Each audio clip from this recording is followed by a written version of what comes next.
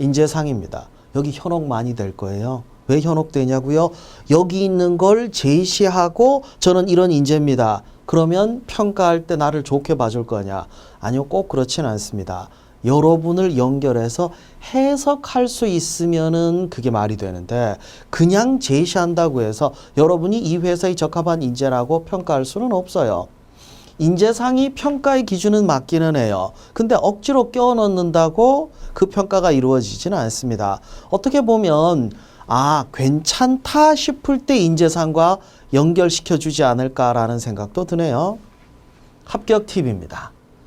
직무 중심으로 채용을 한다면 당연히 직무가 기준인데 그게 여기 나와 있어요. 채용 정보에는 공고문 이외에도 직무 기술서가 나와 있거든요. 행정 직무 기술서의 필요 지식입니다.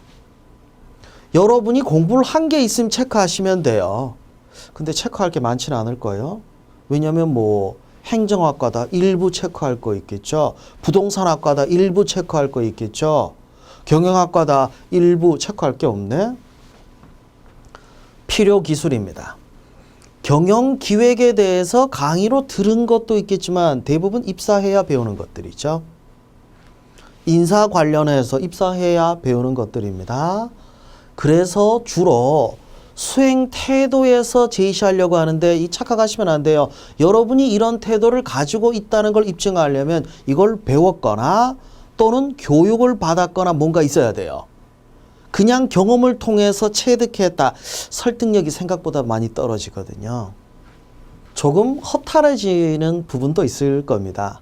관련 자격입니다. 사실 이런 자격이 있는 사람이 지원을 했을까? 거의 없을 거예요. 특히 이런 거 있죠. 공인노무사, 공인회계사, 세무사, 변호사.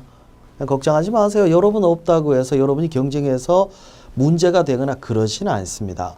요즘 반가운 거 있네요. NCS 직업 기초 능력 있네요. 이것만 평가하냐? 아니요, 꼭 그렇지는 않습니다. 이거 이외에도 평가를 하는데 필기에서 기술직은 기술 능력을 평가해요. 인성검사에서는 이런 인성 전반을 평가하고 면접에서는 직업윤리, 조직이해 능력, 그리고 대인관계 능력까지 평가해요. 이런 것까지 다 해야 되냐? 이 모든 것들을 평가해서 여러분을 합격시킬지 말지 결정을 짓는다는 거죠. 자, NCS가 평가 기준이라고 분명히 했습니다. 서류에서부터 필기, 면접 다 적용되면 당연히 자기소개서에도 반영은 해야겠죠. 여러분 공부했던 거죠. 이걸 어쩌라고. 여기 있는 내용들을 평가하기 위해서 자소서가 활용이 됩니다. 그걸 그럼 서류에서 평가, 서류에서 적부 판정을 하더라도 면접에 적용이 된다는 거예요. 그래서 여러분들은 모든 전형을 다 감안하고 자기소개서를 작성하셔야 됩니다. 그래서 여기에 평가 항목에 들어가는 내용들에 대해서 필기용으로도 공부하셨지만 그 공부한 내용을 자기소개서에도 담아내셔야 됩니다. 농어촌공사가 참 착한 것 같아요. 왜냐하면 대부분의 공기업은 직무기술서 툭 던져주고 알아서 하세요가 돼버리는데 친절하게 직무 컨텐츠를 개방했습니다. 아주 모범적이에요. 대체 어떤 내용이 있냐? 채용 관련한 내용에 클릭을 하시면 이런 게 뜹니다. 공사 이야기, 공사가 하고 있는 사업에 대해서, 그리고 직무에 대해서, 그리고 입문 지식에 대해서 다소 뜬금없어 보이는 것도 있을 거예요. 그 중에 공사 이야기입니다.